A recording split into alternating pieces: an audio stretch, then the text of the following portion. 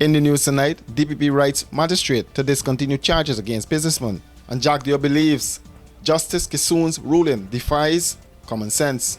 To rule otherwise would lead to chaos and a nonsensical situation. It defies common sense. Because if a person doesn't work and still has the right to receive pay, then who will work in a country? The Director of Public Prosecutions, Shalimar Ali Haq, Senior Counsel, has written to Magistrate Tamika Clark, attached to the Saudi Magistrate Court, indicating that she should discontinue the discharging of a loaded firearm with intent charge against businessman Mohammed Fawaz Bakas. In a letter dated April 22nd and seen by this newscast, the DPP letter indicated that she was exercising the power conferred on her under Article 187(1)(c) of the Constitution of the Cooperative Republic of Guyana. That incident occurred at Fairfield, Essequibo Coast on May 10th last year and was caught on video. It reportedly stemmed from a land dispute.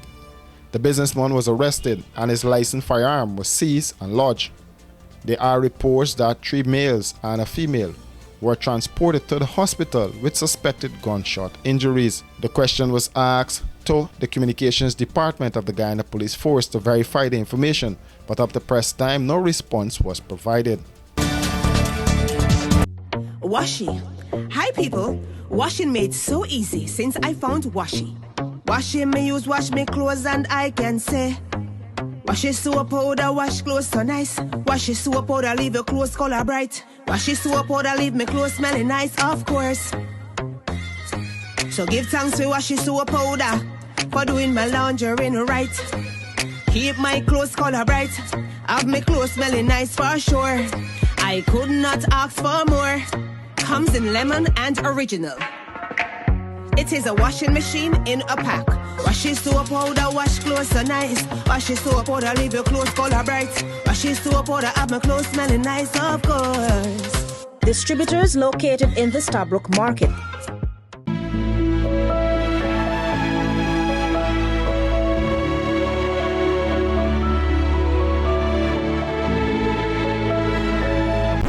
What are you doing? Igloo ice cream. You know it's good. One of the things that would distinguish us from the other guys is our advancement in technology when it comes to security. We've been able to actually go ahead and provide home service, home security service, and drone service, among the other service that would have significantly contributed to securing society as a whole.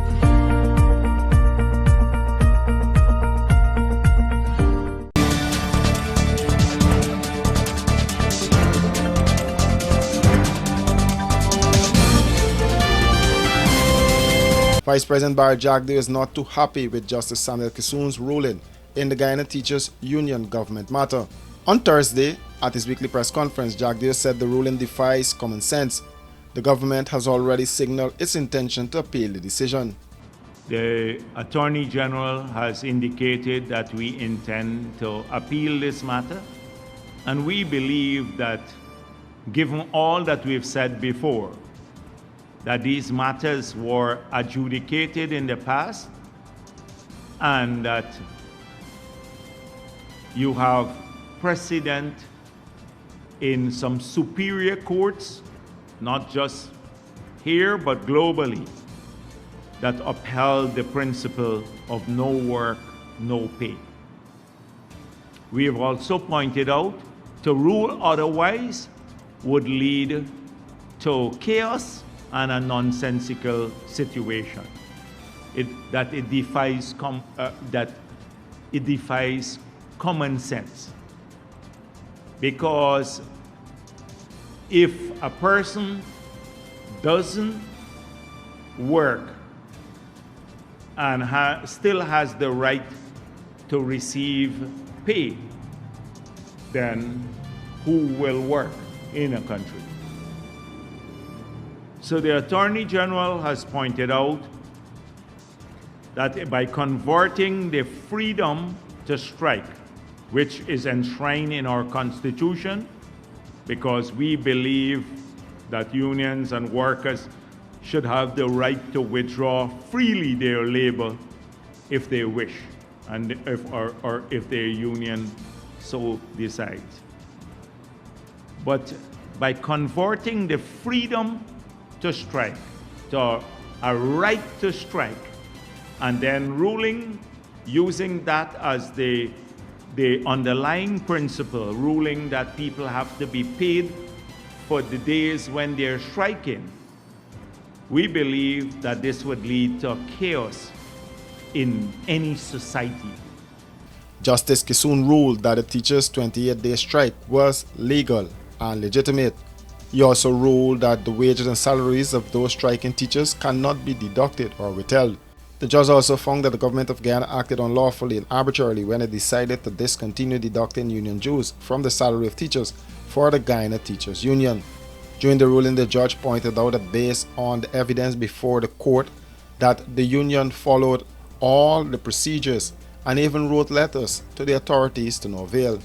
Jagdeo said he was surprised that the opposition supported the ruling. They're going to lose this in a major way in the upper courts. We've seen that before. We've had decisions that we've had to appeal. There are many decisions before that we had to get overturned at other levels. And it's going to happen. And the same people they're encouraged to strike would then have to get their pay deducted. Not that we're vindictive, but no normal society in the world, anywhere in the world, would have that. Any country in the world, you show me a single country in the world where if you withdraw your labor for a whole year, based on this principle, you never work, that you're obligated to get paid forever. And that's why we believe it's a bad decision. And secondly, I can only go by what I read in the newspapers. So I've not read the judgment. I asked the Attorney General whether the written judgment has been handed over because we need it for the appeal. It was promised by the judge. He said he has not received it as yet.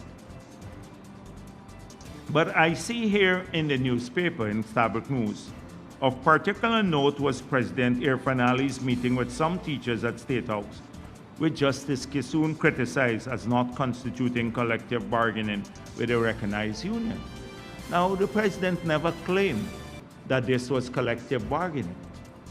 But I think it's presumptuous of a judge to tell the president who he should meet and who he shouldn't meet.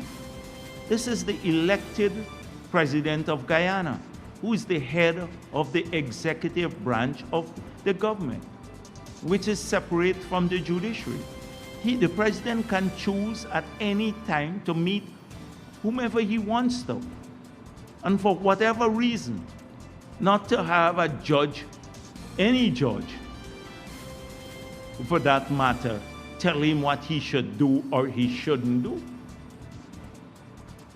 And what it constitutes or not. The president never claimed it was collective bargaining.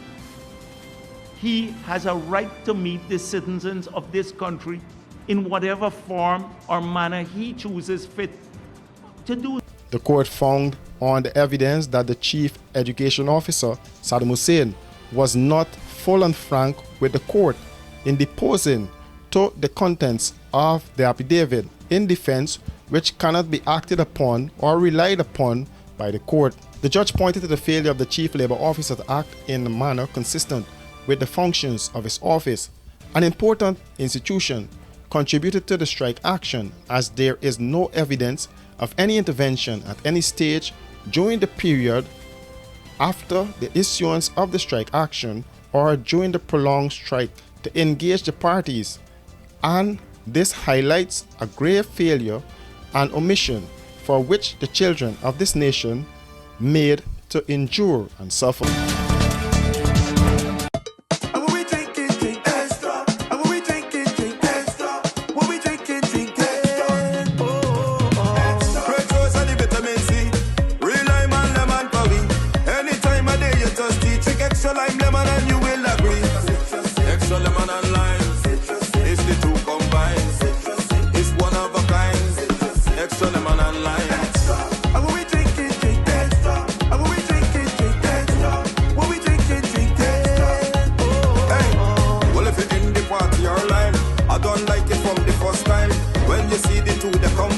Drink and taste, you will never decline. Extra lemon and lime, it's the two combined. It's one of a kind. Extra lemon and lime, extra lemon and lime. Taste the citrus in every sip.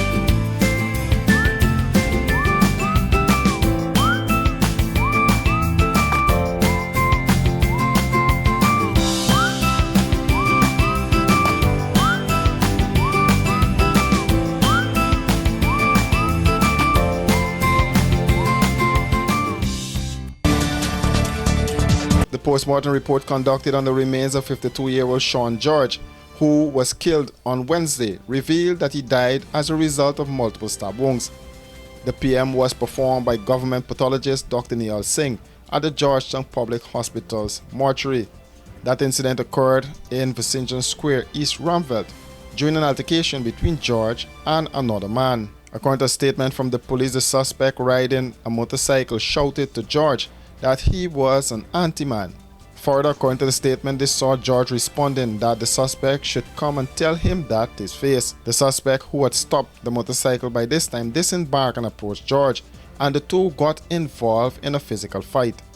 While fighting, both men ended up in a drain, and the suspect, who was armed with a knife, drew it from the waist of his pants and stabbed George several times. The suspect remains at large as the police probe continues. For these and other stories, do visit us at our website www.rdproductiongy.com.